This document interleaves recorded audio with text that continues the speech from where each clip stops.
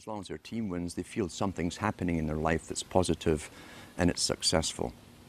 It's a very good substitute for many, many things as far as the elite are concerned. Now, the big think tanks that involved many professional people knew that they'd have to give something this for the males, and for the women they'd also give a substitute too.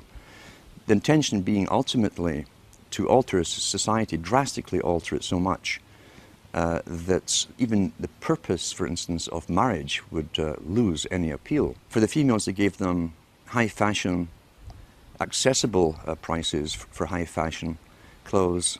They brought in, people don't realize they brought in the miniskirt back in the 1920s during Prohibition.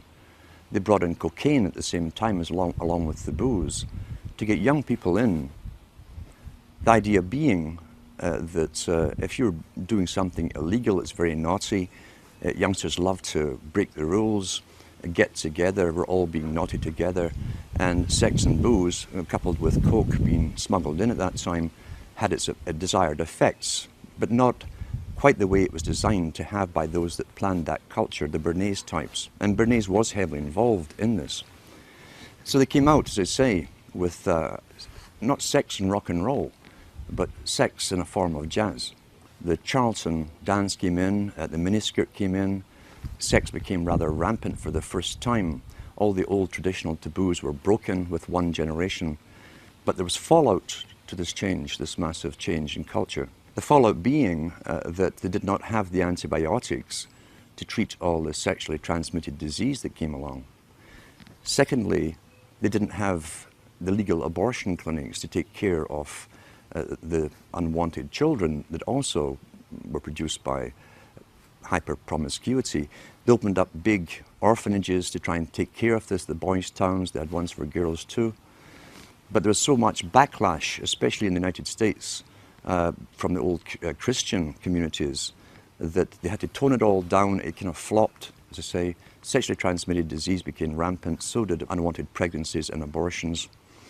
And so they went back to the drawing board, because remember, before this all happened, the big players, the new high priesthood, we'll call them, of the Time Lords, those who create the future, work in think tanks for the big establishment, had a definite mandate. The only problem was how do you achieve that mandate over a time period. So they went back to the drawing board, and they've always known, for instance, that in wartime, more children are produced because young people who might go off to die tomorrow tend to be far more promiscuous. They brought this back after World War II big time and worked on it steadily. All their tax money went into one particular area of research, not just for the atomic weaponry and so on. It went into finding ways of finding a contraceptive that was effective. When they found it and launched it on the scene, at the same time as they launched what they called pop music, along with drugs, LSD and so on, they brought out the contraceptive. So then permission was given, in a sense, and promoted from the top down, even from the BBC, which is, remember, the BBC is owned by the British government. It's an arm of the British government. It talks on behalf of the dominant minority who rule Britain. So they began to promote all this stuff. All the DJs they'd bring on television would interview the top pop stars of the day. They were all stoned out their minds. Some of them were falling out of chairs. And the interviewers would say, "Tee-hee, aren't we naughty children?"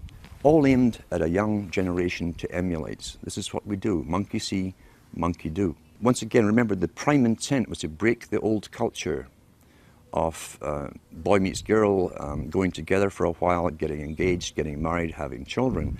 The family unit, they'd said, when they had the League of Nations, which was the precursor of the United Nations, said they'd have to destroy the family unit. Pretty well all of H.G. Wells's non-fiction books promotes all of this agenda. And in fact, he coined the term in the late 1800s. This is how far back this agenda of promiscuity had to go. He coined the term free love. And in one of his books written before 1890, he says, we must promote free love in order to destroy and end the obsolete family unit. Once that's done, he said, the family is no longer in the way when government comes for an individual. Each individual will be solely responsible to the government itself, and no family will stand up around them like a primitive tribe and defend them. At the same time, the foundations within the United States and Britain and elsewhere were funding what appeared to be far-left groups, communist groups. So much so, as I say, the Rees Commission went in to look into this from the 50s to find out why top capitalists who owned international corporations and banks, international banks, were putting up foundations to fund far-left groups. Well, we know now it was to literally destroy the old culture in order to bring in the new culture, the new society. So therefore you have the proliferation of sexual activity. The fallout still came from unwanted pregnancies, far reduced than it had before because of contraception. But then came the lead of the feminist charge, again funded by the Rockefeller Foundation in the States, to spearhead and demonstrate and demand the rights for abortion. If they could get the public to devalue human life, and that's in the writings of Julian Huxley. He says if we can get society to devalue human life, he says, and take humanity off its pedestal as a supreme being on the planet, then, he said, we can bring in our controlled society with a workable population. Everything works within culture towards an agenda. And as Plato said so long ago, over 2,300 years ago, he said, culture and cultural changes must be authorized from the top.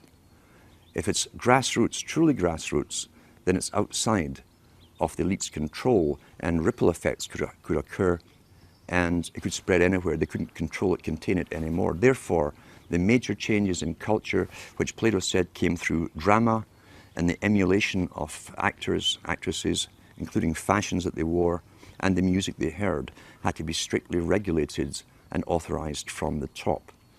The whole science of this, which was always a science, and understood by those in those businesses, was used to the maximum to literally drastically alter culture so radically in the 60s and 70s that they could never return to a past way of living.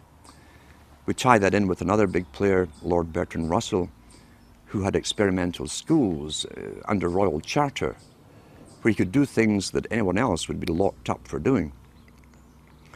He said in his own schools, and there were mixed schools, he said that if he could encourage pre-pubertal sexuality amongst the children, encourage multiple partners from before puberty, he says the chances, because of study and observation, the chances of them ever bonding with one person for the rest of their life was pretty well obsolete, null and void, wouldn't happen.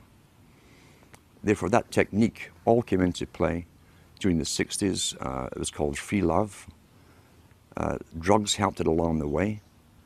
And that was the beginning of what we saw as short-term relationships. Divorces became more and more common. Interestingly enough, divorces really took off not because society demanded it or it came from a need or demand from the people. Divorces took off because the Hollywood stars, and remember too, the drama industry, the entertainment industry have always said this, the people follow the stars. And they're the guiding stars in the so-called occult, you see. We tend to worship wealth and people and famous people. We want to be like them. We want to identify with them. The whole idea of divorces came out from Hollywood, with the top stars leading the charge for this. Women started to talk about it, who was getting divorced, what actress from what guy, and so on. And gradually it put the idea across to them that, well, if they're getting divorced, then maybe so should I. At the same time, the Bourdaise techniques were used through all kinds of magazines. At that time, 97% of all magazine publications were aimed at women.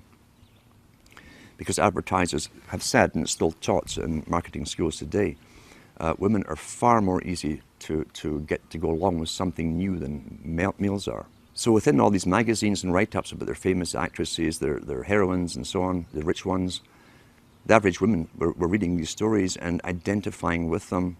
They're being told that you can do anything, you can have it all, You could have a career, you can have a family, you had a home. They gave them utter lies, and they coined the term superwoman.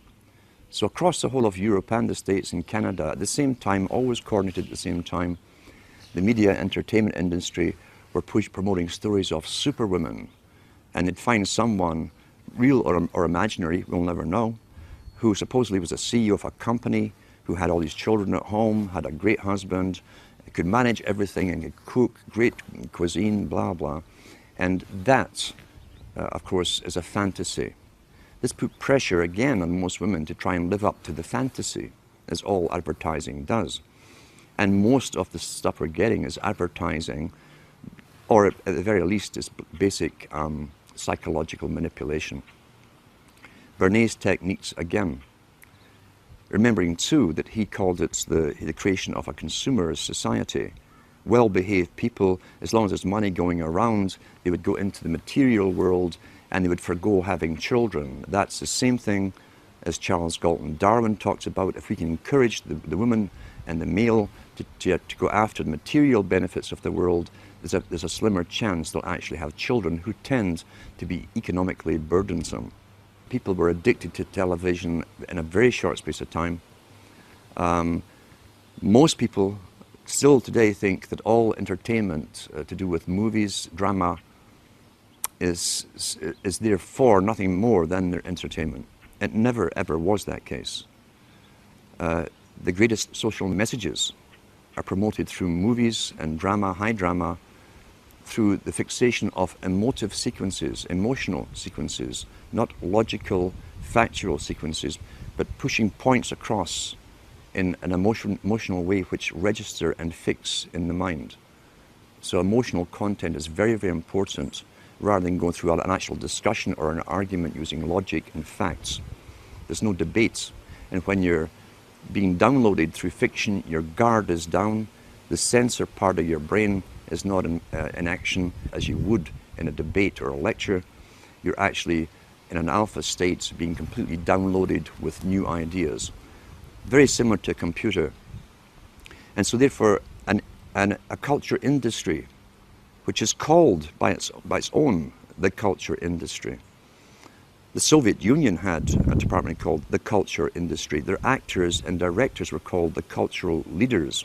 All you have to do is keep giving them new updates every so often, and you can change an entire country or a nation or a block of nations who are all getting the same upgrades at the same time along certain paths. Today we call it political correctness. Most people want to belong to their peer group. They want to be the same as everyone else when it comes to opinions. In fact, they judge their own personal sanity by bouncing ideas off their neighbours and friends who will answer back and agree on these same topics in kind. It doesn't matter if the topics or what you're given are facts or utter nonsense, as long as everyone agrees at the same time. You'll say, well, I'm sane, and your friends will all agree because they've had the same information given to them. We don't only get the same information given to us, we're led through sequences, even documentaries, to leave you with a predetermined fixed conclusion on any given topic. Most folk are once again unaware of this. They think, I've just been given all the facts on this topic and this is the obvious conclusion, which is always given to you by the final experts on the particular program. There's no thinking involved. We tie this in with the Brzezinski. Brzezinski said in 2 Ages, now this guy was way up with the NSA. He's a master geopolitician. He admits he works in 20, 50-year periods to do with geopolitics in other countries. But he said himself, the public will shortly be unable to think or reason for themselves. He says it was meaning by the form of information that was given to them, the type, the formulas that were in use then in the 1970s. And eventually, he said, they will expect the media to do all their thinking and reasoning for them. Well, that's happened today. That's why people today can't think outside of their programming from television.